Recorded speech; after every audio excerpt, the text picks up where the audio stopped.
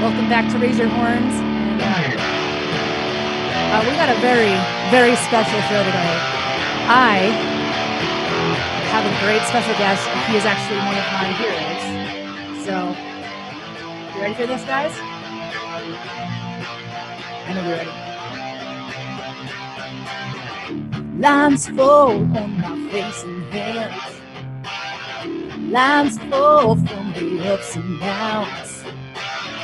I'm in the middle without any plans. I'm a boy and I'm a man.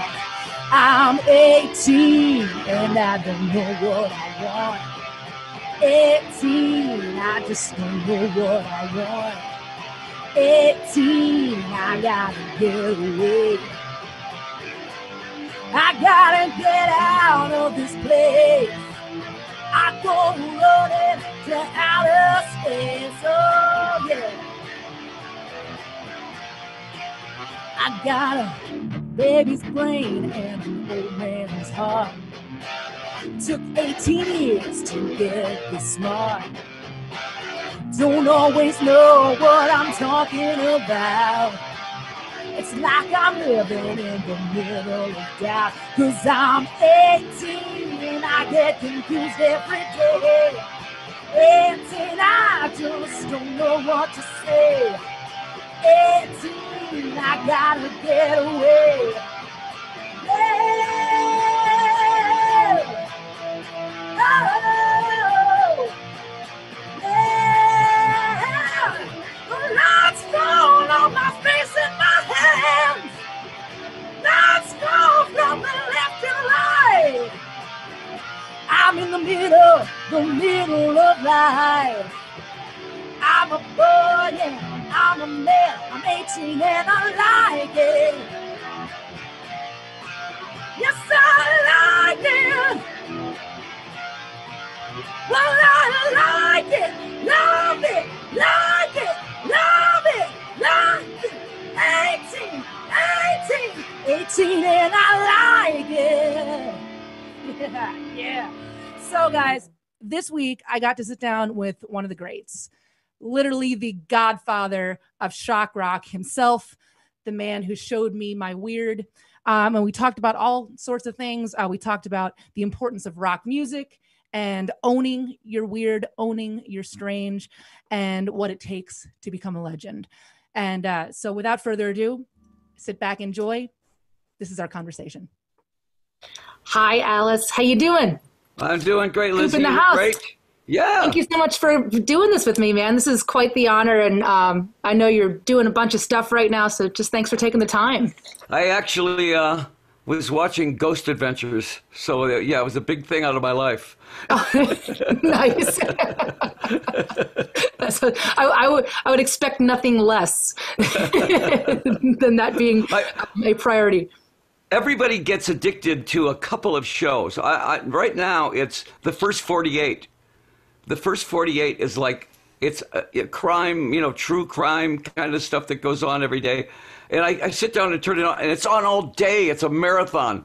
And I can't break myself away from it. That's awesome. I've heard of it, but I don't know much about it. That's killer. Is it like a thriller thing, or? It's not scripted. It's like, real cases where they go and they find the body and they say, well, we got to track these people down. They interrogate them. And it's really good. It's really That's really awesome. good. I'll check that out. Yeah, now is the time for to discover all sorts of weird shows and well, we're on the road all the time like you are, so it's really hard to get dedicated to a show when people always, say, well, did you see what happened last night on blah, blah, blah? And I go, I was in Toledo somewhere, So I feel like I'm always like a year behind. Like I just saw there was a horror film that got released, I think about 2 years ago, something like that, called Midsummer. I don't know whether you saw it. Oh my gosh, what a great movie.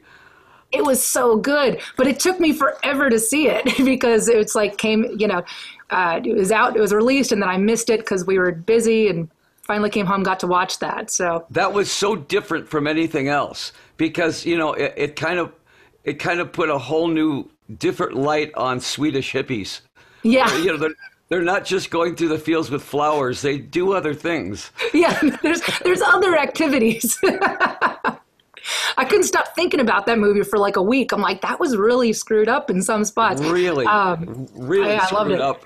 Yeah, but it really original. That's what I liked about it. I couldn't predict what was going to happen in it. Most horror movies are scripted, so you know what the formula is. Yeah. You know.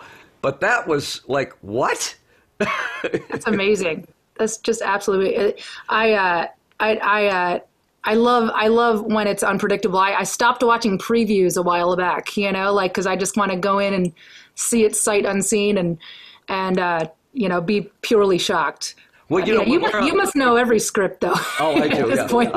When I'm on the road, when we're on the road, if we have a night off, I take everybody to the movies. The road crew, everybody. I said, "Come on, Dad's taking the kids to the movies," and we went all to see that movie. And Ryan Roxy lives in Sweden. Oh yeah. I said, "Do you ever go out like in the fields like this?" He goes, "I didn't know this stuff happened in Sweden." Better be careful if somebody asks you to, put flowers in your hair and go, gallivanting on a weekend trip in the fields. It may not be a picnic. Let's put it that way. It may not be all peace and love there. Oh man! So how have you been doing with this whole lock-in thing? Seems like you're thriving. I know one person that's had this, and he was one of the dance instructors at Solid Rock. at the Rock where we have the teen center. And he had it for about a week. And this guy's a tough guy. I mean, he's a 6-degree black belt and everything like this. And he says he got it and really went down hard with it. But he's out climbing mountains now. He's doing all this other stuff. He's the only guy I know that's had it. So either our hands are really clean and we're staying 6 feet away from everybody. But, we've got all the kids at the house. The grandkids come over and go swimming. I've got 3 grandsons that are, insane. And Sonora, my youngest daughter, is due in July. A little girl. Oh, wow. Girl. Congratulations. Yeah, so we're all going to be here. It's going to be great. That's awesome. Before, we were all going to be out on tour. So now everybody's going to be here. Oh, that's kind of nice. And especially in that, positive light when the majority, I think, of people are still really freaked out about everything. But that's, such a nice... You got to appreciate the fact that even though it is, this weird virus thing and a lot of it is still unknown, at least you have that time on the road. And like you said, you're 90% of the time out on the road. So just to be able to be there for that's pretty cool. It's so cool. It really is. And, like I said, this place stays pretty creative around here. So it's like your setup. We have a couple of studios in the house, so we're always doing something. It's not like we're playing Monopoly. It's like tonight I announce at dinner every night. I go, okay, tonight we have to do backup vocals on this song, and we're doing 3 hellos to 3 different high schools that didn't graduate, and you do all that stuff. That's awesome, and it keeps you busy. Yeah, that's cool. I just heard your new song, "Don't Give Up." That's pretty cool, or your latest release, I should say.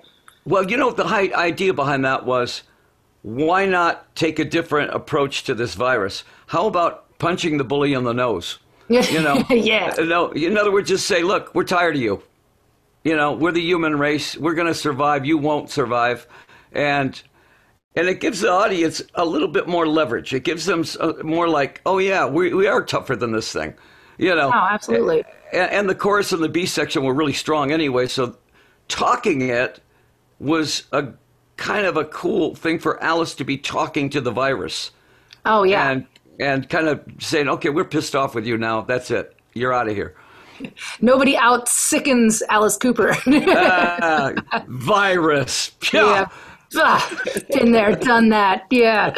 No, I really do love it. I love, you have a line in there, so we don't, and we sure don't break easy. And I love that. I think that positivity is needed, and like people like you, and I think a lot of the rock community is more stepping up and doing that right now, and just kind of telling everybody hey, it's going to be okay. We as a human race have survived so much, in our entire existence. It's going to be cool. Did you feel with this one? Did you feel that kind of I guess, almost a need to kind of put that positivity out there for people, or was it just kind of something that was it right place, right time? I think it was coming from a different place, just coming from a different angle. You know, I heard the Stones' Ghost Town, which is great. One of the best songs they've done in a long time, man. That song is great. And I heard Johnny and Jeff Beck did the isolation thing. And a lot of the artists are doing songs about the virus. And I just figured Alice's role has always been the villain. Alice's role has always been kind of the guy that would not back down from the virus. So let's put him in that position of saying, I'm going to speak for the human race. You know, you're not that tough. Yeah. You know? That's awesome. I love that. I think that it's important, you know, for people to hear that, and also have a spokesperson like that be like, all right, cool. You know, if Alice isn't scared of it, we shouldn't either. Well, you know, I tell everybody that the first line of charity is always rock and roll. Yeah. Actors, people in show business seem to step up quicker than anybody else to let's use what we know how to do, you know, to speak for the people again. You know, we speak to them through our songs, you know, and love songs and all kinds of stuff. But in this situation, let's use our voice a whole different way. Yep. Absolutely. No, it is a responsibility, and I love the fact that you've never stopped doing that. You know, it's like you have a 50-year plus career, and congratulations on the 40-year anniversary of Flush the Fashion. That's pretty awesome. Wow. And you've been relevant for every single decade, and the chase still hasn't stopped, and you're still holding that flag so high, and that's just that's incredible. I've never gotten tired of rock and roll. I've never gotten tired of the power chord. I've never gotten tired of the guitar solo. You know, great melody line. You know, I always said the day that they don't show up is the day I retire. You know, if I do a show and nobody shows up, then I'll go, well, okay, I'm done. But you know, hey, I'm in better shape now at 72 than I was when I was taking drugs, you know. Right? Yeah. No, when we that tour that we did together last summer that was one of the most fun tours. And what I love about your character is that you have continued to not only maintain that persona and that fire. Like I saw it every night, you know, because you had like camera crews and everything going around. It's like I saw it in your eyes, like you're just staring people down, and that has never left you. If anything, it's even more apparent now. And I just thought, I'm like, because we've been on tour with bands that, you know, have maybe been around, you know, a decade or so, and you can tell they're just calling it in, man. And it's like they're tired of the road, they're tired of the rock thing, or they're trying to be something that they're not. And it was such a beautiful thing to see you and your entire band and your crew just truly just still so in love with the rock thing. It was really cool to see. Well, you know, and the fun thing about that show was, especially with you guys, is that you're the same way. Everybody in your band are best friends. Yep. And everybody in our band are best friends. I mean, you never hear anybody backstage, you know, ragging on anybody. You never hear anybody backstage yelling at, no ego trips. Yeah. I told everybody right up front, ego belongs on the stage. I said, when you go up on stage, I want you to be reeking of ego. because the audience wants you to be reeking of ego. As soon as that curtain comes down, if I'm going to leave the ego on stage, and I certainly expect everybody else to. You know? Absolutely. So I mean, but that's the trick is I could tell that we had so much fun with your guys because every night I said, hey, everybody, be good tonight because Lzzy's going to bring it. Lzzy brings it every night, and she's not going to back off. It doesn't matter if she's got a migraine headache. She's going to hit it tonight hard. And my guys go, yeah, well, that's what we like about her, you know. Oh, thanks, guys. That's very sweet, and obviously the utmost compliment coming from someone like yourself. When we were on tour, I was curious about something because there's this word legacy, and you have it. Obviously you've earned every step of the way, and you're still doing it. Is there, not only have you stayed relevant, but of course you're still enjoying the chase. Is there a pattern? Like, you've met every single rock star pretty much, from like the Beatles on out. And is there a pattern? Like, is that part of it? Is maybe that like attitude part of what helps keep that legacy going? Or is it just dumb luck kind of stuff? No, I went and saw The Who play. And I knew Pete Townsend back early, 70, 69, 70, 71, when he was hitting his guitar, knuckles were bleeding, anger, and just meant it. I saw him about 2 years ago, knuckles bleeding, smashing into his guitar, and he still was angry about it. And that's what I loved about him. He's the personification of what rock should be, Pete Townsend is. Oh, yeah. He just loves hitting that guitar, and he means it. And to me, I think that's really it. I think a lot of it for me is, in the very beginning, we were the biggest underdog band out there. Nobody signed us. Nobody wanted us. We were too weird for everybody, except for Frank Zappa. Frank Zappa saw something and said, okay, let's give these guys a chance. Bob Ezrin got a hold of us, and suddenly there were hit records. Okay. Now, we never had to chase the charts. We did our songs, and the charts came to us, which was great. We never had to back down from who we were. To this day, I think people come in, they go, oh, well, Alice is 72, and let's go see him walk through the show, because it'll be traditional, and it was, and they come to the show and they go, what the hell was that? Because they're like, what? I wasn't expecting any of that. That's awesome. I try to be the highest energy guy on stage, and at the end of the show, I'm the only one not breathing hard. So I used to be a long distance runner. I quit. I never smoked cigarettes. That might have been something about it, because your lung capacity. And I've never lost my love for playing this character. This character is always fun to play. He's this arrogant villain that every once in a while slips on a banana peel, Oh my gosh, I can see it, man, and that's that's what I saw every night, and I love how you use that as almost your secret weapon too, whereas you're like, no, you're expecting me to come out and just call it in because I'm already a legend, and believe me, nobody would blame you if you did want to do that, but the fact that you don't, and that it's not even innate, it's not even like a part of you that even wants to even entertain that, is inspiring. That's kind of like life goals for someone like me who, I've been this is my first band. So I've been in this band since I was 13. And very few people know that you're 68 years old. I know very few people know that. Good genes, She looks great. Looks great. Doing it forever. But it's interesting when you start realizing that it's just so much more than a career choice. It's not something that you go after because all right, I'm going to pay some bills. It's something just that's in you. It's almost like not even really your choice. You just you just know it's right. You're right. There's a difference between having to tour and wanting to tour.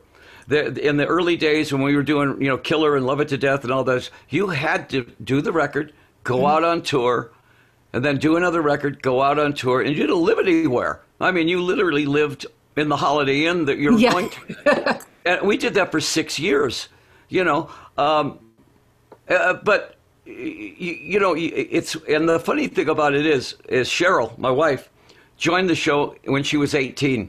She ran away and joined the circus, Nice. And she cannot wait to get on stage at night. She loves being up there on stage. And when we're backstage doing makeup, getting ready for the show, we're talking and I'm going, okay, tonight when you slit my throat, try to go from the left side to the right side. And she's going, oh, yeah, great. All right. And then during the big kiss, try to get the left side of my mouth. It's like Burns and Allen, it's like a couple of old vaudevillians Yeah. working out the show. I love that. I love the fact that we're both still on stage together, still working together. And when we're on stage, she's not my wife. She's Mademoiselle Guillotine, and she's the dead bride. I mean, she's my adversary. She sells it too, man, and that must be such a fun. Just because your husband and wife as well, to be backstage and having those conversations, like oh honey, like when you slit my throat, that's not. That's not. I mean, I'm sure couples do have those conversations every now and then, but under a completely different context. So, Usually at home, yeah. yeah, yeah. Well, you did the dishes wrong and whatever. That's pretty fantastic. But, how long great, have you guys been together? 44 years. Nice. We just had our 44th anniversary. Oh, and, congratulations. And we're sitting around, even now going, we could revamp that whole section, that one section where this and this. And on the next album, I've got this idea of what should happen with when you come out and da-da-da-da. So you're always... it's like being in a Broadway show. You're always trying to bring something else that they're not expecting. This is a romantic part, but let's make sure it has a punchline. Let's not just leave it there. Let's make sure that my favorite sound from the audience is not applaud. My favorite audience sound is, oh, it's amazing. And what the other thing that I loved about your show is that there was two different shows going on. From if you ever get, well, you're never side stage for your show, but I was nearly every night, and there's the front half of the show that's everything that's going on out front, and then there's your crew and everybody in the back that are just laughing and having a great time together and goofing off in the costumes, and it's like really neat to see like both sides of that curtain and how just the ebb and flow of that. You've really you've evolved it over the years whilst still keeping some of those fundamental, like the guillotine and the big Frankenstein. But yeah, that's really cool. And obviously you're already talking about revamping and keeping it going. And I don't know about you, but it's like if we started shaking up our set every single night because I didn't like doing 3 shows in a row or even like 8 shows in a row that are all the same thing, because not necessarily just for the audience to give them variety, but for you, for us, it's like in a very selfish way, you got to keep it spicy. You're absolutely right. And even in this show, everybody is handpicked in that band. Every single guy is handpicked. A girl, Anita up there. Love her. I mean, I've got Ryan, who is a great rock and roll guitar player, and Tommy's a great rock player. And then you got Nita, who shreds. You know, I needed that in the show. I needed that shredder. And the thing about it is, if you do look backstage, the costume changes should be able to see that in the audience. In fact, I'm even thinking about that, having a camera backstage that's showing the costume changes on the screen behind us while this is going on, because it would give everybody a backstage look at it and how funny it is, because you're bumping your head into things and you're trying to get makeup on, and 2 seconds, get on, boom, you're on, And you have a ton of costume changes too, so it's one of those things where it's like, all right, you got like 30 seconds, we gotta get new pants on now. You're absolutely right. I mean, and it's all timed, and this show is nothing compared to the Nightmare show. The Nightmare show was so much more complicated than this show. I bet. That it was like the whole show was backstage. 20 people back there changing clothes in the middle of the thing, half naked, half getting on, and nobody's looking, because everybody had to get back on stage at a certain time. That was really fun to do. But again, you're right. Every once in a while, like Ryan will come up and say, hey, why don't we do Sirius from the Inside album? And I go, okay, let's learn it, and we'll put it in. I'll tell I'll tell the sound guy, and I'll tell the lighting guy, we'll invent something around that. Because everybody can't wait to do something new. Oh, yeah. Just something that nobody's expecting. Yeah, no, and you have quite the arsenal, too. Like, how do you even pick those things for a tour? Like, hardest thing ever is the set list. The set list really is the hardest thing. We know what songs we have to do. You know, we know School's Out and Poison and No More Mr. Nice Guy, Under My Wheels. Those songs, you have to do those. And then you start going, okay, now secondary songs, sort of the FM radio hits, Feed My Frankenstein, those kind of songs. And then you go one more level and you go, now for the fans, let's do this song because they're never going to expect this song. You know, something off of Special Forces or something, you know, the really dark, back, deep albums that nobody's, you know, ever. And then you see who the real fans are. They go, oh, I didn't think they'd ever do that song. You know, awesome. That's a great look. I love looking down and seeing that. Just making that moment for them. You know, what did you do in the? You brought out Steven, which I thought that was awesome, and it was now to this day because I think it was about 2 songs or so before. Or 2 or 3 songs, whatever it was, before School's Out, when I was supposed to be like ready and like side stage. So now whenever Steven comes on and says, Steven, I'm like, oh gosh, you get that little anxiety, like I got to get like ready to go out there. So it's completely changed the mood of the song for me. But well, one of those things that we look forward to, knowing that you guys were coming on tour with us, was I said, we're going to have some moments up there with Lzzy and Nita on stage together. 2 lead guitar players. How great. We got to get that. We got to make sure that happens, you know, because that's a great moment, you know. Because you get up there and just rock it, and then she rocks it back at you like this, and that's something you're not going to see anywhere, you know. No, especially in the, you know, being, you know, a female guitar player, female rocker, you know, it's like we never get to do that stuff together. Like Nita and I were talking about that entire tour. We're just like, you know, unless we tour together, you know, there's like not a whole lot of outlets for that, and that was something absolutely purely unique to your show. So. And thank you for being such an advocate, because I feel like you always have been, you know, with female musicians and you know, all of those. You've always been like just holding that torch high, you know, for us. So we appreciate it on behalf of the girldom rockers out there. Well, and here's the honesty of it. You know, I mean, I had Orianthi in the band, and Ori's a great blues player. I mean, she is a great blues player. She could play with Clapton. She can play with anybody. And every once in a while, Ori would come up and play with Nita. These 2 blondes up there together playing, and they're both incredible guitarists. I don't think anybody was looking at them as much as they were listening to them. Yep. And that was the cool thing, is the fact that when I was looking for a shredder, I necessarily was not looking for Nita. I was looking for a shredder. I heard her play, and I said, whoever that is, that's who I want. And that's Nita Strauss. And I said, good, put her in the band. You know, that's killer. Yeah, because it was more about her musical, you know, thing. And then when she got in the band, we realized that she was fit right in. You know. Oh yeah, she's one of the boys for sure. Oh yeah. Well, we were backstage one day, and she threw about a 20-yard spiral, and you know, to somebody, and everybody looked at each other, and went, "Oh yeah." That's awesome.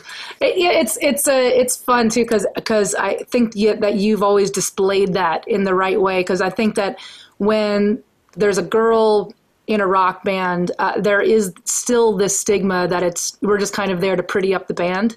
You know, it's like, oh yeah, put them in a skirt, it's fine. You know, it doesn't matter if they can play, it's fine, they're cute. But you've always absolutely accentuated that and given, you know, obviously like Nita's solo during your show, like just here you go, like let's get out there and do it and show them what you got. Yeah. It's really cool. I told her, I tell all the players, I said, when I step away, you are Alice. Right now, you're Alice. You've got to fill that. So, you know, I didn't have to tell that to Nita. Nita was all over that stage. You know, she was ready. And Ryan is, you know, Ryan's got that great. He's got that great sort of personal. The girls love Ryan. He's a great-looking guy, you know, and he's got a little bit of swagger to him and everything like that. He's a killer guitar player. Tommy, same thing. You know, all the guys have got their own swagger, and she's got her own. You know, But the funny thing is, and you must know this too, because your band is tight as can be. If somebody makes a mistake, even one note, everybody in the band goes like this. They go, yeah, because we all know. yeah, the audience didn't catch it, but we know. And that night, it's like, so we're doing the jazz version of that song now? Is that it? Are there jazz chords supposed to be in Poison? I never heard that version before. Well, we would always say, 3 bad notes in a row and it's jazz. Yeah, then it's on purpose. You just gotta hang on.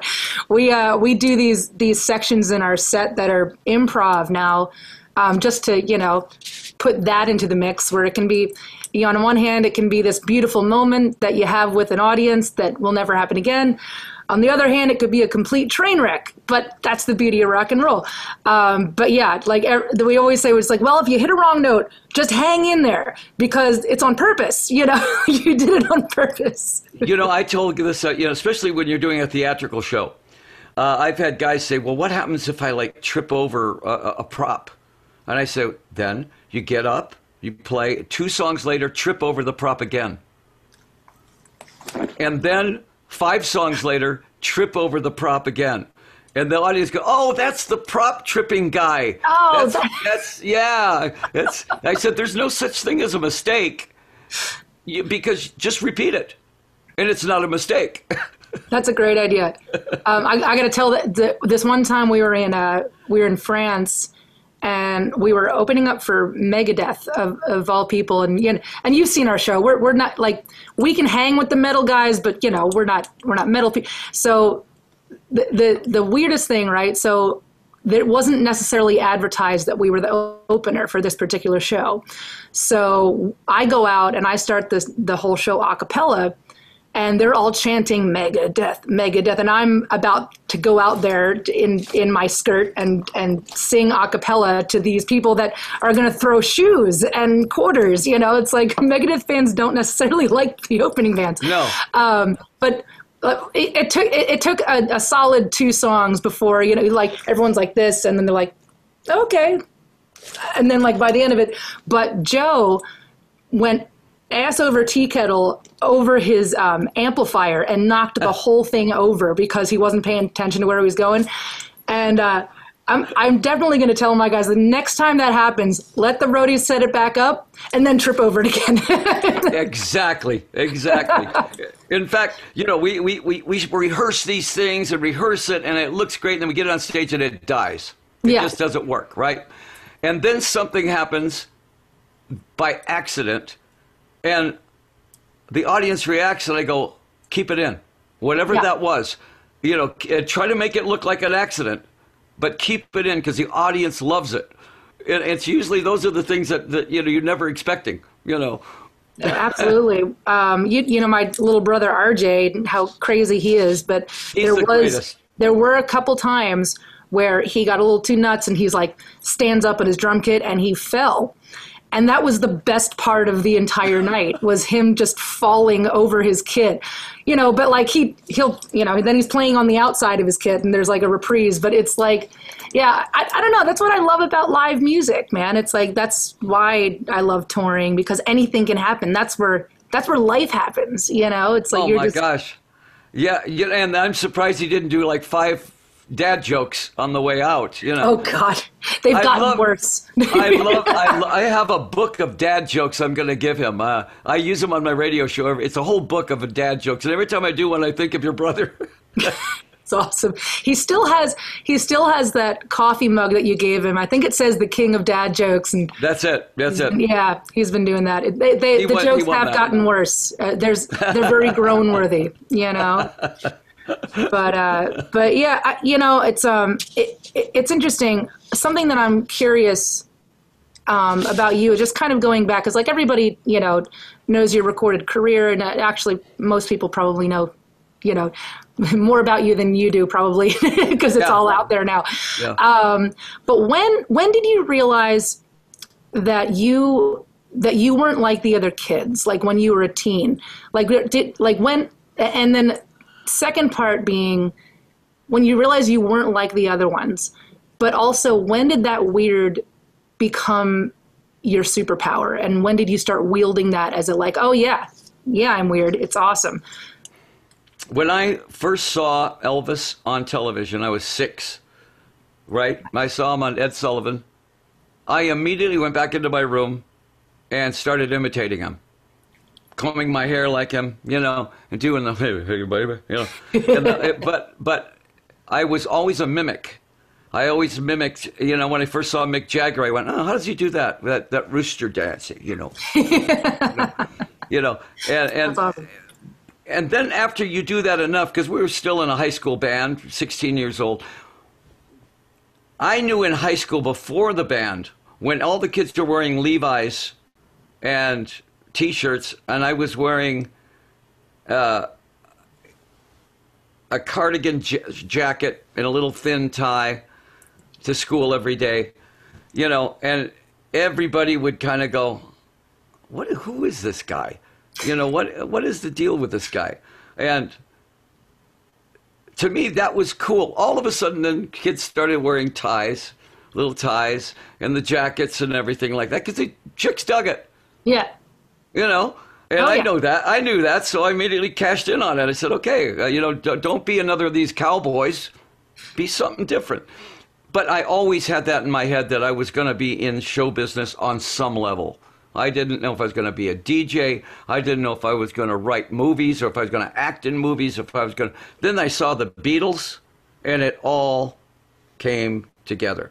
And I went, that's what I want to do, right there. Then I saw the Stones, and in the back of my head, I thought, I'm going to make these guys look like choir boys. Yes. But it all had to have a sense of humor to it, to me. To me, if you talk to Rob Zombie or anybody that's, even Marilyn, if you look at rock and roll and say, what is the natural brother and sister of rock and roll? Horror and comedy and rock and roll. All are in bed together. So how much rock? Well, yeah, it's got to rock like crazy. It's got to be a band that people walk away going, holy crap, that band is so good. Then you add a layer on top of that. Here's a character. Not just, there's an atmosphere up there that's a dark atmosphere. It's kind of, I don't know if I'm supposed to like this or not. This was back in the 60s when people were really didn't know what we were, And then once you establish that, then you let that character have a sense of humor. Because every good villain is got a great sense of humor. Oh, yeah. If you're going to be the villain, you better have a good sense of humor. And once that all works together, then it starts showing up in the songwriting. All of a sudden, I'm writing a song, and I go, well, I could say this, but if I say this, I can do this on stage, and it'll set up this, and that'll set up that. So in the very beginning, from 5 years old on, I knew I was going to be in show business. I just didn't know where. That's awesome. I love the element of humor, and that's in all honesty, in just a almost passing of the torch situation. You were that for me when I was a teenager. Actually, technically, I was 11 when I first started getting into Alice Cooper, and Love It to Death was one of the CDs that. Well, we've had this conversation, and I've actually told this story many times, but I took Love It to Death to an 11-year-old slumber party. Now, granted, this was in '96, so it was a lot of like Mariah Carey and TLC and all of that. I was in this one of my neighborhood friends bedroom, and that's the posters that are on the wall, and I didn't understand, it's like, yeah, bring your favorite CDs. Okay, cool. So I brought Love It to Death, and I brought Ronnie James Dio's Holy Diver, because that's what I was listening to at the time. Didn't quite understand that I was not like the other girls, until that moment. There's this little pink and purple boombox, let's put Liz's CD in. So I put in Love It to Death, and I don't think we got past the first chorus. Those girls looked at me like I was from another planet. And I remember going back home, and And my dad, who introduced me to all of this, and I'm technically I'm a child of the 90s. I was born 83, but I was always about 10 years or 20 years behind. I loved 70s and 80s hard rock. That's what I loved. And so my dad's like, "Oh, so how'd the slumber party go?" I'm like, "Well, it was fun and everything, but they didn't like my music." And my dad is automatically, "Good. That's a good thing." And I'm like, "Why is that a good thing, Dad? I'm 11. My life is over. No one's going to like me, And he's like, "No, because you love rock and roll just because you love it. Nobody had to tell you it was cool. All of those girls that are listening to whatever's popular on the radio, they're listening to it because somebody told them that they're supposed to, or that's what they're listening, or it's popular in school, and they're so afraid to be themselves that they have to just like what everybody else likes. But you are not like that." And so, of course, like at the time, like, "Okay, whatever, Dad, But as I got into middle school, and then a couple years later, we started the band, that did become this sense of pride for me. Because then all of a sudden I started dressing, like I do now. And everyone's like, "I don't know about you." And I liked that so much. Yes. And so that I talk about that a lot to young kids because I think it's important to be unapologetically yourself. Like if you, in the beginning, when, people are coming to your shows and they're like, "What the hell was that?" If you were insecure about that, or if you had said, "Well, maybe I should lighten it up and maybe I should do this," you wouldn't be where you are now because and that's again, my theory, but I think it's important no matter what you do in life, whether you want to be, an actor, a musician, whatever it is, you got to own your weird, you just have to. That's it. Yeah, in fact, love it. I mean, I always put a boundary around Alice, the character. I said he won't go here because everybody's expecting him to swear, so we won't swear. Oh yeah. Everybody is expecting this to be satanic. We will not do that. Mm-hmm. We're going to stay within these boundaries that people are not expecting us to stay into. Yep. And that's what makes the character even more pronounced because they go, "Wow, it's so individual that he really does have places he won't go." And I think that's really an important part of it because everybody, you can throw the F-bomb around all night and pretty soon nobody cares, and I see bands that do that and I go, "Come on, all it shows is you have a very limited vocabulary, And I was always like that. I said, "No, I want Alice to be sophisticated and yet slapstick at the same time." Yeah. I certainly would probably break a leg to get a laugh, But at the same time, like I said, I want the audience to be taken back a whole bunch. We were so used to the audience. Well, I'll tell you the best story of all. And you've probably heard this story. We're playing the Lenny Bruce birthday party in Los Angeles, 1968 at the Cheetah Club. Okay? And it's the Doors, and it's the Buffalo Springfield, and everybody in this 8,000 people are all just grooving. So cool. Nice. Everybody. And the very last thing that comes on is you hear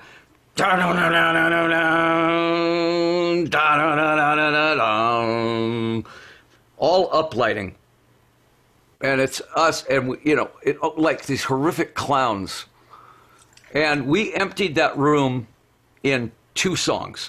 Yeah, they were all on acid, and here comes the horror show, and we meant it. And it was like we didn't mind a little violence on stage. We didn't mind a little real blood on stage. Oh, nice. And terrified them. They ran through the doors. And the only people left in there, Steve McQueen. Steve McQueen was there. James Garner. Nice. Some of the GTOs. And it was just artists were the only ones left going, oh. Oh. And they enjoyed it. Because they saw something that was powerful and yet not digestible. Yes, absolutely. And that's the first time we ever went, wow, if we could just somehow direct that into a commercial world. You know, we didn't know how to do that. Bob Ezrin did. Bob Ezrin really, Shep knew how to sell it, and Bob knew how to put it in form that could get on the radio, you know, and we just had to be ourselves. All we had to do was just be Alice, you know. But I never lost the fun of that. I still love the fun of that, you know, the audience not knowing what's going to happen, you know. Oh, yeah. Well, Calico used to be on the show. When Cheryl wasn't, Calico was in it. And every night I was surprised of what was going to happen because she brought another level of insanity to it, you know. Oh man, no, she's great, and it's funny. The first time I saw her on stage, I was like, oh yes, absolutely, you're your father's daughter. It's like you grow up, you know, around throwing knives and guillotines. You know, you're going to pick something up from that. Either you're going to rebel completely against it, or you're going to own it. And that girl owns it on stage. Yeah, she comes out as the motor queen with Bisto Blanco, and I'm watching it and I'm going, not wearing very much, are you? I remember her telling me about something like that. She's like, yeah, you know, I have these shorts that are more like a belt, you know, and you know, without fail, if I wear them, you know, and like Dad's seeing the show or Dad's around, we always kind of have that conversation. It's like, well, that's a dad thing, you know. It's like my dad has that with me too. Still, you know, even though like he's gotten my dad wears he still wears zebra pants. So yeah, I always bring that up on him. I'm just like, well, Dad, you know, you've got a weapon. I come by it honestly. yeah, you've got a weapon there with that. But you know that you know that to me, if it works, it works. And I watched her on stage in Dash's band, you know, Co-op. That, I mean, their band is, if they would have been in the 70s, they would have had 10 records out by now. Oh, yeah. I mean, they're such a good band. And, you know, I'm sitting there and all the kids on stage, I watch them and I go, wow, kids are really good. Dash is so much better singer than I am. I mean, he's got a voice that's ridiculous, you know. And so I sit back and I go, yeah, I've already done this, okay? Yeah. I'm still doing it, but I've already kind of done it. Now, I want to see what they invent out of it. Yep. You know, and Callie really invented this Motor Queen character that is so much fun to watch. And then Dashes gets up there and sings and kills me, and I go, oh, this is really cool. Right? But they still have to answer to Cheryl. Oh, of course. Of course. Absolutely. Someone's got to be the boss. Not me. Yeah. I just go, if I were you, I wouldn't let them see you do this, and this. I just kind of fine-tune it, you know. Well, you say it in the right approach, too. Or just like, well, if I were you, I'm not saying you should do it this way, but yeah, I am kind of, you know, I'm kind of a big deal, and I've been around. Oh, man. And I remember when we were out with Bisto Blanco, I always carry like a sewing kit because things always go awry. And Calico was like, it was like 10 minutes before their set. And she's like, do you still have that sewing kit? I'm like, yeah. And she's got this like shoulder pad, you know, like, you know, Mad Max thing that she had put together. And she's like, guess what that part is? Guess what that part is? I'm like, what, as I'm sewing it like for her, I'm just like, I don't know, some foamy thing. And she's like, no, that was an old bra that I had like 3 years ago, but I recycled it and made it into shoulder pads. I'm like, that's amazing. I'll never forget that. I'm just like, well, if I ever need shoulder pads, I know where to get. I know how to do that now. There you go, right there. Yeah, no, that's to me. That's the fun part of it. Is you'd be surprised. I'm backstage sewing my costume. I say, I ripped this here. I don't have time for this. I got to sew this. You know, you're never too big to have to fix your costume. Oh yeah, absolutely. It's usually for me. It's usually like crudely done, but it's good enough. It'll do for today, and as long as it looks like from 6 feet out, it's awesome. Who cares? It looks like a scar. It's okay. Yeah, exactly. Most scars and bruises. It's fine. Yeah. Well, we got like a couple more minutes here, so I'm gonna stop yapping your ear off. But I wanted to ask you one more thing. And this is more of a personal question as far as like dealing with just certain like fame and dealing with that kind of popularity situation. Now, you do actually a very good job at being incognito out there, but and this is more for me. Do you have any advice on how to navigate still being, obviously like being present? I'm not a recluse. I like connecting with fans. I like doing all of that. Every now and then it weighs a little heavy because it's kind of strange when you realize in a room that, everybody surrounding you absolutely knows who you are, but you know nobody. Yeah. And do you have any tips or tricks as how to navigate that throughout the career so it doesn't become like this plague, I guess? I don't think I've ever refused an autograph or a picture to anybody. Only because to me it's a compliment. The fact that they would actually want me to sign something or that. I draw the line when somebody has 7 of the same albums because I know they're selling them. That's true. But I'll ask them right up front. I'll say, are you supporting your family or your kids with this? Yes, I am. Okay, I'll sign them. But if it's just a guy that's, trying to buy drugs with, signing 25 things. But honestly, like I said before, leave the ego on stage. And when I get out in the public, every single day, Cheryl and I end up at the mall, whatever city we're in. I have a baseball hat on and sunglasses. If somebody recognizes me, sure, we'll take a picture. That's awesome. Here, do that. I always heard never meet your heroes because you'll be disappointed. That's not in the least bit true. I got to meet Sinatra, Elvis, the Beatles, every single one of them. The bigger they were, the nicer they were. Yep. They were always the nicest people because they didn't have to prove anything. And I said, if I ever get on anywhere near that level, it's actually takes a lot of energy to be a jerk. Oh, yeah. And how awful to have to live with yourself if you're just, walking around going, I don't sign anything, blah, blah. I just go, come on. That's always for the bands on their way up. Yep. I know. Yeah, it's always the young whippersnappers that have the rock star ego. The ego problems, yeah. But if you take a guy like Johnny Depp, Johnny is the nicest, sweetest. Will sit and talk to anybody for 2 hours on a park bench, And when you get to see those kind of people, you realize that that's what you want to be. You want to be big and nice at the same time. McCartney, nicest person you've ever met in your life. The Stones, nicest people you've ever met. And that's great. That's what you should achieve. That's what you should strive for, is to have a great reputation. Yeah. That's awesome. And it's so good to hear you say that too. Because like some of the big, we got to share a stage with Ronnie James Dio. It ended up being, we found out later after he passed that that was his last public performance. Yeah. And right after the whole show, he had been so incredibly nice to all of us, and just felt like very much similar to when we were hanging out with you on tour. Like you're just you're hanging out, you're having a good time. Like it has nothing to, you're just there, and it's an amazing thing to see. And I remember after the show, Ronnie ended up telling me that, after he signed absolutely everything for everyone, took every picture, he still came back to our vehicle to say goodbye.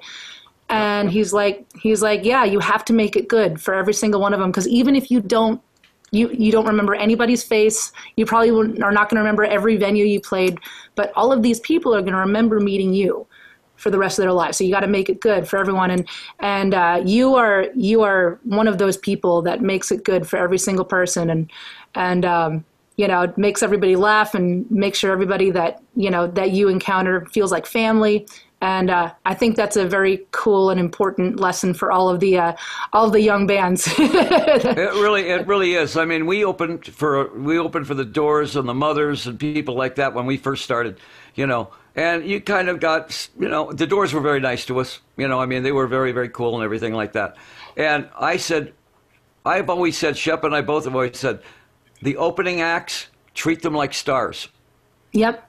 And they will be stars on stage. You want a big show. Third act, treat them like stars. Make sure that they know that they're important to you, and that way everybody for 3 or 4 months on the road is on the same page. Yep. and there's no problems, and there's no, I mean, to me, avoid those ego problems, and you're going to have a fun tour. Hell yeah, man.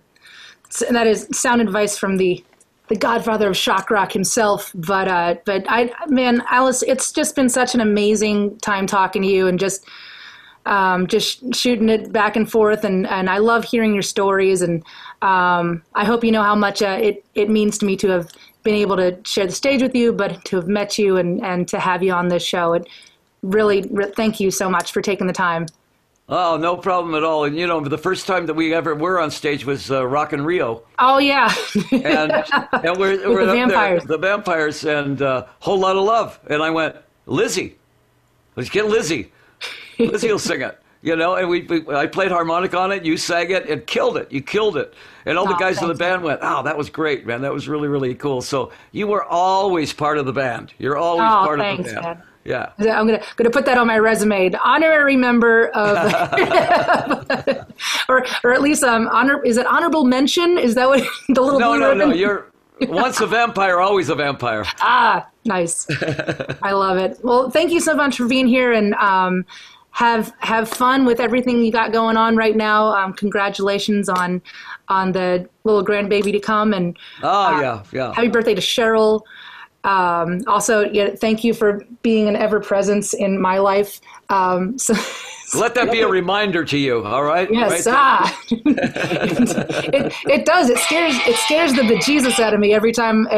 We'll set it around different places in the house and then try to scare each other. And I put the head in the freezer once. That was a good one. That was good. Open it up for your morning waffles. That's the Jeffrey Dahmer move. Yeah. Oh yeah.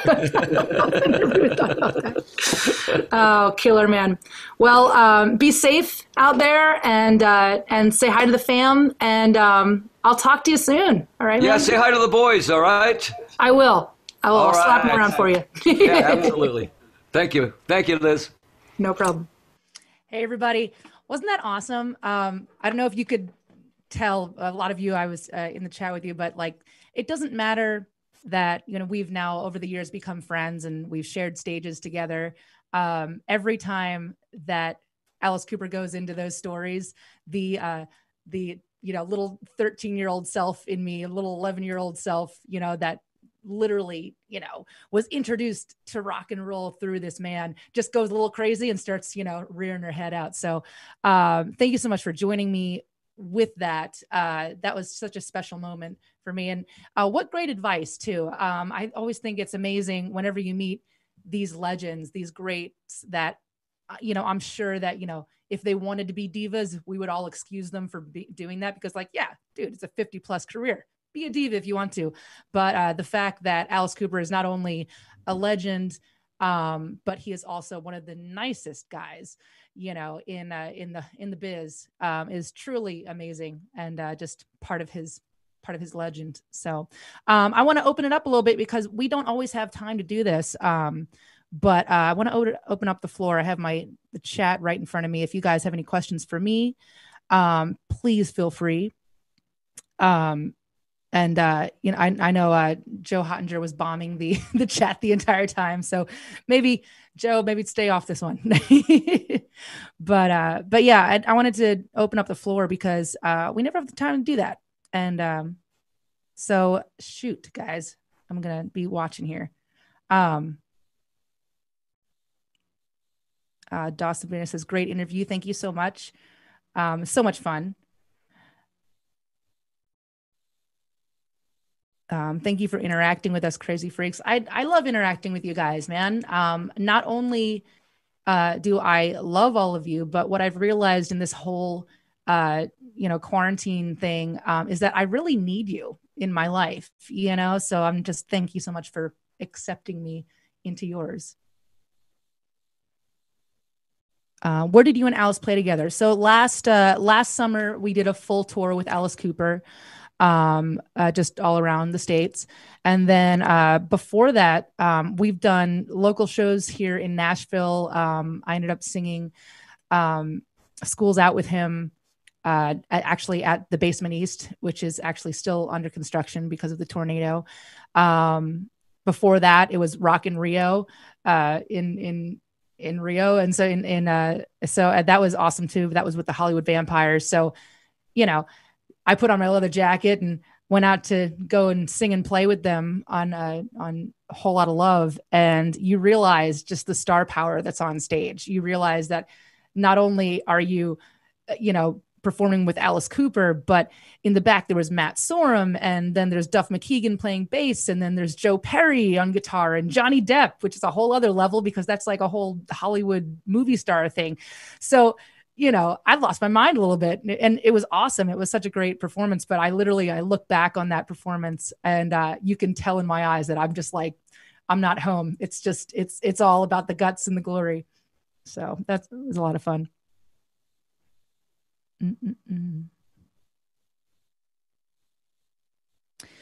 Do you think there's any chance that you and Alice would come to Europe together someday? Absolutely. I mean, honestly, that's up to the boss. The boss says, come on tour in Europe. I'm going, obviously.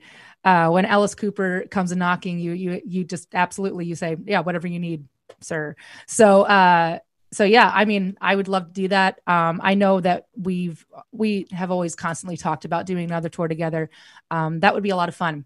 Once the gates all open up and head over to Europe. I love playing Europe. Europe is just amazing, and just everywhere overseas. I miss that, I think, the most with this whole lockdown thing. Mm. Mila Hosh, how you doing, girl? Uh, how was your first big rock show? Man, I don't. They're all great. We got the amazing opportunity to headline Ali Pally in the UK last year. And that was amazing because you're walking around these halls and you realize, the likes of Ozzy Osbourne and all of your idols have played that stage. And it was just a huge venue. And yeah, that was just such a cool moment for me. Yeah, it keeps growing for us. So, I mean, I feel like we treat every show like it's a big rock show. So, we could be performing for two people and it'd be the same thing.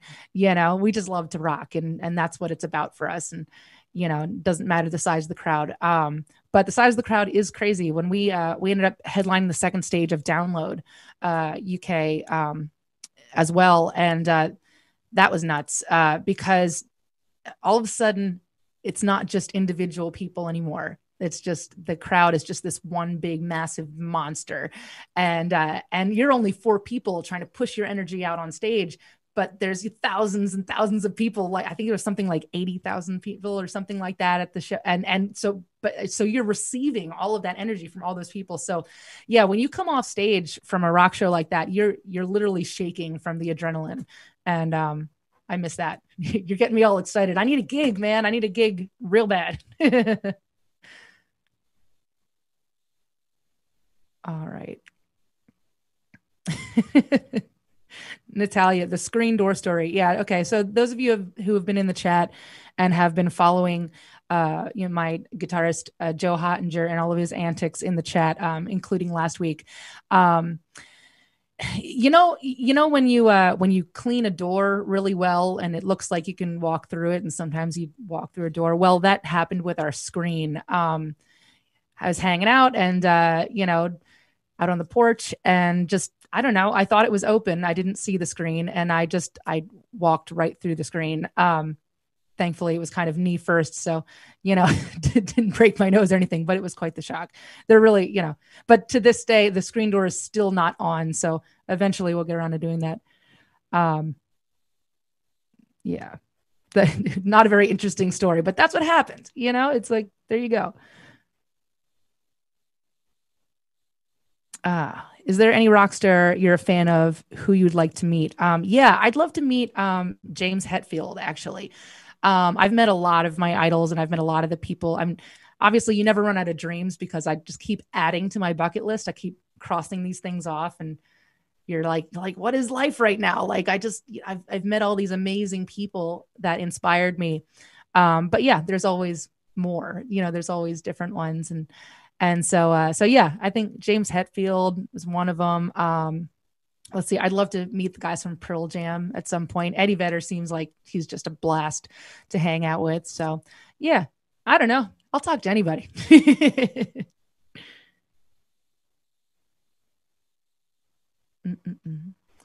uh, Carrie Marengo writes, your virtual concert was really great. Will you be doing another one in the future? Yeah, I think we will. That was awesome. There's a couple surprises that we have in the works for everybody that I can't talk about quite yet, but just keep your eyes and ears peeled because that was a lot of fun. It was fun to do that virtual concert when that happened, but it was even more fun since everybody's at home right now to, kind of put it out there and launch it. And actually, one of our good friends, Et Brown and Katie, two of our awesome friends here in Nashville. Hi, Et. Actually had an Oculus that he. So I was actually this is just a little while ago. I was able to actually see the virtual concert without it just being on the YouTube thing, and that was wild because you're seeing it from like the vantage point of wherever you really want to stand. You can see it from anybody's angle, and that was really crazy. But it made me feel like I was on stage, so it got me like really excited, and also a little like bummed because I miss being on stage. This is like the longest I've gone without being on a stage in front of an audience in probably over 15 years. So yeah, that was an awesome experience. Also, like got me a little misty. Let me refresh here. For someone who is scared of pyrotechnics, do you use any for your show? We don't use a whole lot of pyro. I think it's just there's a lot of liability that goes along with that, and also you can kind of achieve the same effect with other things. We've always been kind of lean and mean with our production. It's only been in the past couple of years that we've like added an amazing light show, and we have all these kind of like some of this bells and whistles, but we're we pride ourselves as we're a live band, and like through and through. We don't use tracks. There's no trickery. I'm not miming. Everyone's actually playing their instrument, and we're really proud of that. And so for a long time we were just kind of like, a good example is Rage Against the Machine always kind of did that. They were just always kind of lean and mean with their production. Now we've been kind of adding more, and it's been kind of amazing to see our crew, the most amazing crew. Our lighting guy, Craig, literally is playing the lights like an instrument, and he's got to follow us. And we change up the set every night, so it's not something that he can just like program and push play. He's actually like playing along and jamming with us, but with the lights. So if you've ever been to one of our concerts and been blown away by that aspect, that's all one man. It's a one man operation. So, yeah. And if you guys have seen us live and like my crazy little brother RJ, I mean, our lighting guy has to follow that. I mean, we can hardly follow it half the time. So props.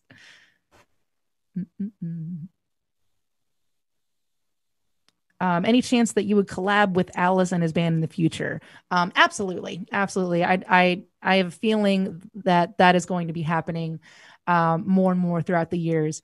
Something that's amazing, kind of still on that topic of Alice Cooper, is I know it's hard for people to see it from my perspective, but when you make rock and roll your entire life, and when you build, I mean, there would be no Ms. Hyde without Alice Cooper. There would be no, leather jacket without Alice Cooper, and so when I get to meet these people and then, obviously prove myself hopefully worthy, hopefully I am worthy, to stand beside them on stage, or collaborate with them.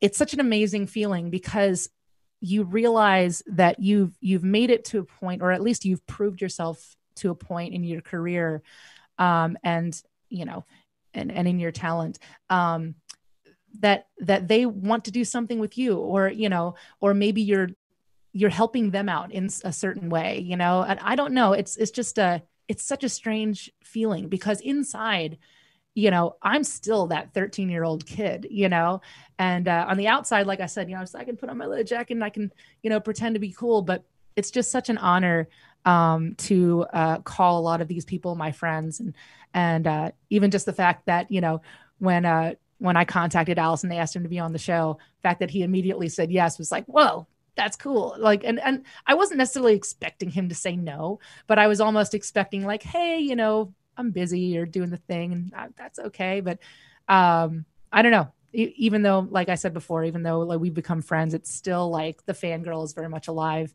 and I have such respect for the guy because not only is it like I look at him as that's what I want to be doing when I'm in my 70s. I want to be up there, 110% every single night, owning this. And also I want to be, I want to be the nice guy too. It's like I do pride myself in being that way as well. And these are the guys that taught me that. It was, Alice Cooper and Dio and all of these people that I've talked to. They're all the nicest people. They have such tremendous respect for their fans and for the process and for the road crews. And, like, let that be a lesson to you, kids. What would Alice do? Let's go back to the chat. Let's see. Da, da, da.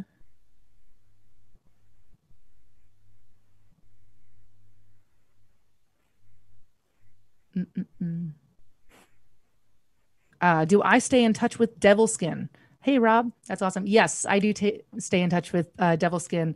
Actually, Nail ended up taking a bunch of my guys out the last time that we were over there fishing. So yeah, no, we've become tremendous fans. For those of you not familiar with Devilskin, they are a New Zealand heavy rock band with a female front, and they're just amazing. They're amazing players, but they are the nicest, sweetest human beings that you'll ever meet. And I remember when we were out on tour with them, we went into this park, and we were on a day off, and they had this kind of like holy guy. I forget what they called it. It was kind of like not really priestish, more like hippie holy dude that blessed these little jade pieces that were little jade necklaces that were like actual jade.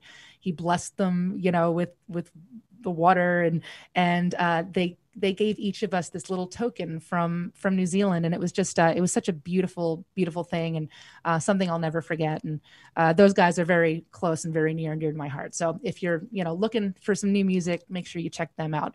Devilskin. Mm-mm. Christina M. I'm 14 and I'd like to start a band. Any piece of advice? Yes, absolutely. And that's awesome. That's awesome. I mean, first and foremost, do it and do it at all costs. Something that I talk about a lot is that it's not about having an end goal. It's not about getting signed. It's not about getting songs on the radio. It's about doing it. The glory is in doing it. And so honestly, I say, there's a couple different things, a couple different pieces of advice. You have to be ready for the opportunities, that come your way, whether that means you get a gig, somewhere, or somebody asks you to collaborate with them. You have to be ready. So you have to practice and hone your craft, and I don't like to say practice because everyone groans every time I say practice. So I just say play, play a lot, play your instrument, sing your songs, make sure that you are good and golden and ready for when that opportunity strikes. And then you can't just sit there and wait for miracles to happen. You have to go out and do it. So when we were first starting, because we started Halestorm when I was 13, and by the time I was 15, we were like playing in bars. But before then, we played anywhere and everywhere that they'd let us play. We played bowling alleys and youth lock-ins. Remember those? We played malls. We played literally. We had mall gigs like in the window of Sam Goody, and sometimes where they had like, every mall has like a little stage and like fountain thing. It's usually there. Just anywhere they'd let us play. Coffee houses where the rule was you had to be quieter than the cappuccino machine, which was very difficult to do. We played Friendly's restaurant a couple times for like free ice cream because they couldn't really pay us, but they were like I don't know, we were annoying actually. We would walk into all these places and just like literally beg them for a spot to play, and just so we can get the experience. So yeah, second piece of advice besides practicing and honing your craft is play anywhere that they let you play, because the more that you do that, the better you're going to get, and the more prepared you're going to be for whatever the next level is. And then beyond that, make sure that you are promoting, that you're talking about it, put your set list together, make sure that you find people in your band that you like and that you can see living 2 feet from each other. And don't get distraught if somebody leaves the band or whatever, because and that would be a piece of advice that I would give myself when that was happening to us. But because before we found Joe and Josh, little bro and I had just kind of a rotating door of these like 16-year-old, guitar players. And then, one of them would leave because their mom didn't want him in a band. And the other one left because, he thought it'd be easier to be in a cover band and, wanted to make money. And I was really distraught when those things were happening. But I look back on it now and you think, if they couldn't handle the heat then, like on a local level, there's no way in hell that they would have been able to handle all of this stuff on the level that I'm at now, because it doesn't get easier, it only gets more complicated, and there's tremendous rewards that come with that, with just sticking it out and lasting, outlasting them all, but it's difficult, it's hard work, and just becomes, it's a different level of the game. So don't get distraught if you can't find the right people. You will. You just got to keep trying, keep looking. And I remember we would hang out we would put flyers everywhere, and we'd hang out in music stores and try to meet kids our own age that liked our kind of music. And you'll get it and you'll find it. And it'll be the most rewarding thing, when you get to a level where you're on a tour bus and you're touring the world with your best buds, and you get to look at each other all the time, and be like, wow, like we're doing it, man. This is so cool. And we still do that in Halestorm. It's just, it's one of those things that I think that's one of the best things about being in a band. So, yeah. And don't sweat it. Just do it because you love it. Don't do it because of money. Don't do it because you want to be famous. Do it because it's a part of you. And, and that's going to be your guiding light. Chase what excites you and chase that love of the music. And good luck to you. Good luck to you. This is so beautiful. It's the beginning. You're 14 and you're starting a band. It's so exciting. And much luck to you and much love. I know you got this. And hopefully we both get to tour together at some point. All right, I'm going to take a couple more questions, and then I'm going to tell you a little bit about what's coming up next.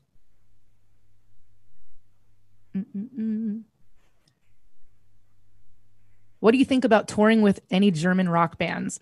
And do you have a favorite one for that? German rock bands are the best. Honestly, I really... This is another dream of mine. I would love to open up for Rammstein at some point. I know they're like German royalty, and it's crazy. But what I love about them is that I don't know much German, so I don't necessarily listen lyrics first. But it's almost like you don't have to know what they're talking about to totally understand what's going on, and like just to be elevated. It was still the last time that I saw them live, I think was in Milan, Italy, a few years ago, and we had a day off and they were playing, so we went to go see them. And I've never been to a show where literally every 4 seconds I'm like, what the fuck was that? What was that? They had like rockets that would like come from the stage and shoot to the front of house and then shoot back to the stage. And, the keyboard player like went into a bathtub, and the lead singer poured sparks over him, and then he like emerges in this gold suit and then gets on a treadmill. It's a great show if you've never seen them before. But so yeah, I would definitely tour with them.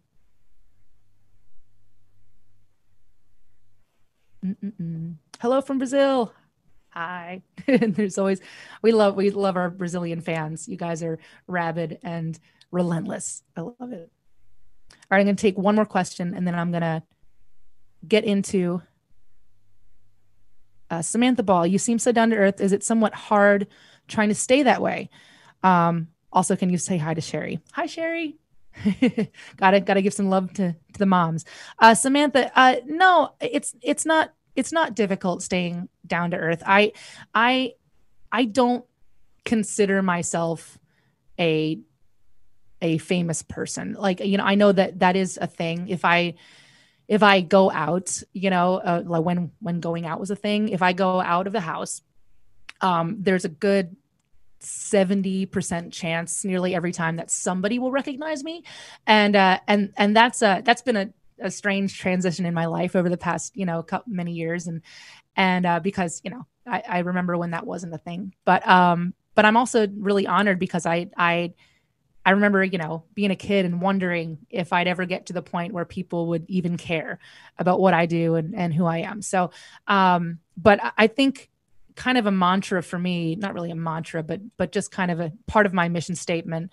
And I've always been this way. I try not to pay any mind to people that hate me or people that adore me. It's like I respect both of those sides of things, but that's not I don't really it's not part of it for me. That I just don't pay any mind to it, because you can totally hate my guts. That's fine. You can totally think I'm awesome, and that's fine too. But truly, what matters the most is what I think of me. And as long as I know that I'm doing the very best that I can, and that I'm being the best person that I can be, and that I'm being respectful to our fans, and I'm working hard, at music, then I'm golden, And I think that that's something that I talk about, even if you aren't, somebody like me who's in a band and people know who you are, even if you're just a normal person. I think that that's a good rule anyway, especially in the age of the internet where, everyone's anonymous and everyone's going to judge you either way. So you might as well like you, and you might as well just be yourself. So that's what I would say to that. But thank you for the compliment.